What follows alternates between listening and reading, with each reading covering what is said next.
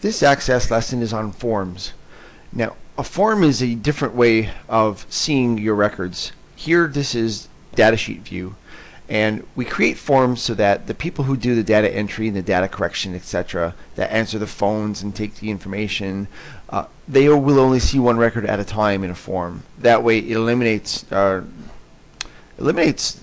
possibility to make a real easy mistake by just clicking in the wrong field. So from any table, you can create a form. So I'm going to go to create here, and there are different ways of creating a form, and we'll go over what I find to be the most important ones. So from here, I would go to here, and I have all these different choices. I'm just going to go to simple form here. And fast, easy, didn't ask you any questions. It just simply gave you a form based on the fields you have in your table. Now, when you're in form view, you're now able to scroll through records the same way you would, well, not the same way, but similar to the way you would in datasheet view. But again, like I said, you only see one record at a time. If you don't like the way your form looks, you have some choices. One of the first ones is just go to design view. Go to design view and make some changes if you need to. So you can change the fonts, you can change the sizes.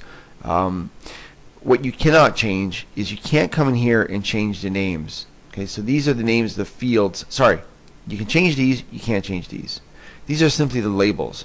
So if you want to change the way these look, you can change the way these look. However, do not retype in here, because you're going to lose the link that you have to your table.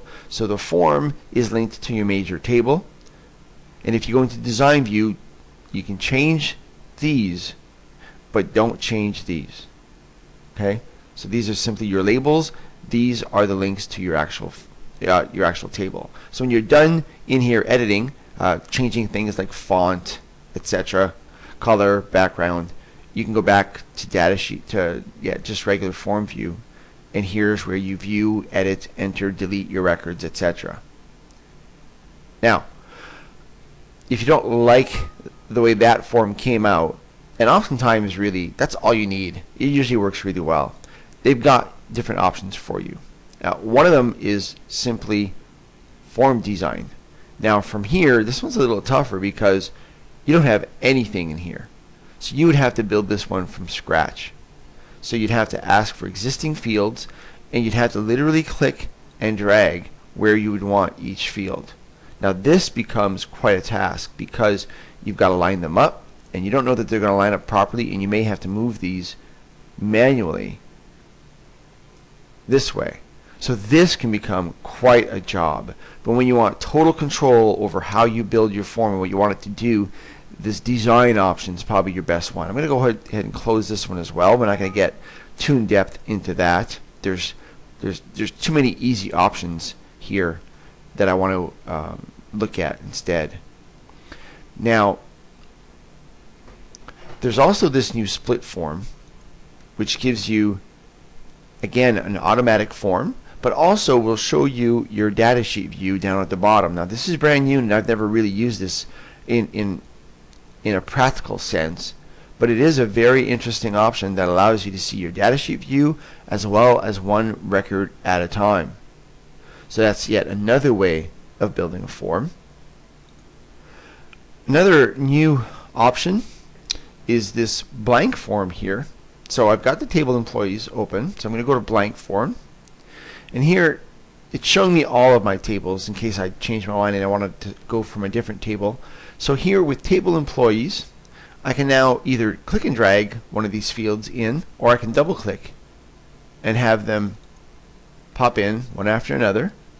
And you see it's a preset table.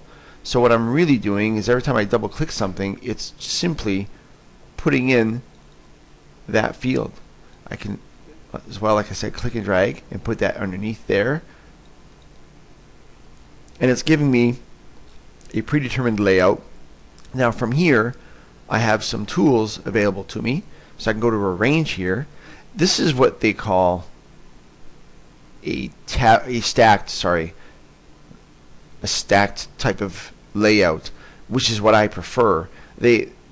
however, give you a choice to change those. Now, right now I've got what they call a stacked layout, which is probably the best for this case.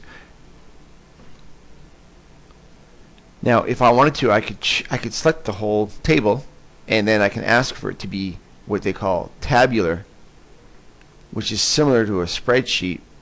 I don't honestly know why I would do that, because I'm seeing the labels up here, and I'm only seeing one record at a time, but I'm having to scroll across. So that doesn't really summarize the information very well for me. So I much prefer this stacked option, because here I see the labels and here I see the record. Many more options here as well. You can control the spacing that you have between the grid lines. You can set your alignment. I didn't see many choices here. It didn't really change things dramatically. And then of course you can format all the formatting things we learned in Word and Excel, etc. You can change the font, you can change the background, you can change the size, you can change how your text is laid out in a column or in a row or in a group of cells.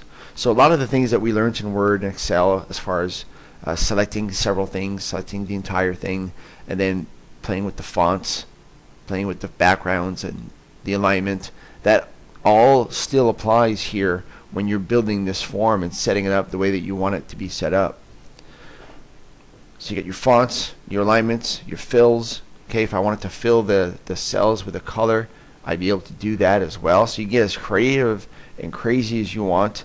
You usually got your format painter in here, so if you did one label one way and you wanted to do the others the other way, you'd be able to do that. So a lot of what we've done in the past still applies. I'm just going to hit undo because I've made a mess of this whole thing. You can also, if you didn't like the order that you put these things in, you can click and drag these things here and change them so that they look different than what you originally got. You can size the way that we have been sizing, okay, in Word and Excel with tables, etc. So you can click and drag to change the size of these things that your form, again, looks exactly the way you want it to. You can even delete. If you decide that you didn't want one of them, you can delete and say I don't want that one. Okay, and because this is still here, of course, you can add any one of them that you want by clicking and dragging or by double clicking. You've also got tab order available to you. If I go to arrange here, I go to tab order. Now that means when the people doing the data entry hit tab, right, it'll start here, then here, then here. If you wanted to skip some, or if you wanted to go back, if you didn't like the order, you'd be able to go to tab order here.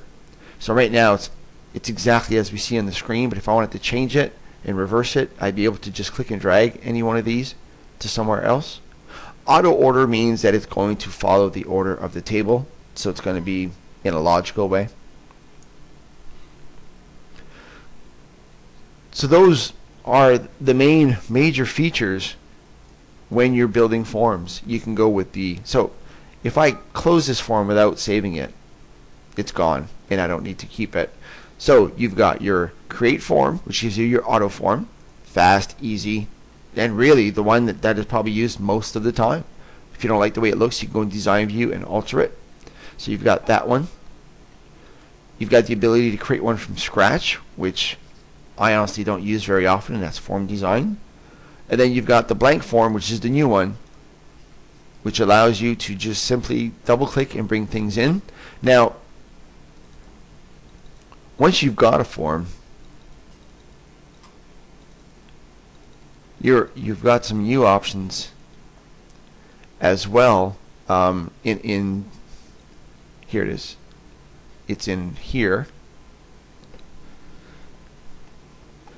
We're going to go to design view, and once you're in design view, you have ability to go to arrange here and go to auto format and then choose a theme for your form, much in the same way we've been choosing themes in PowerPoint and in Word.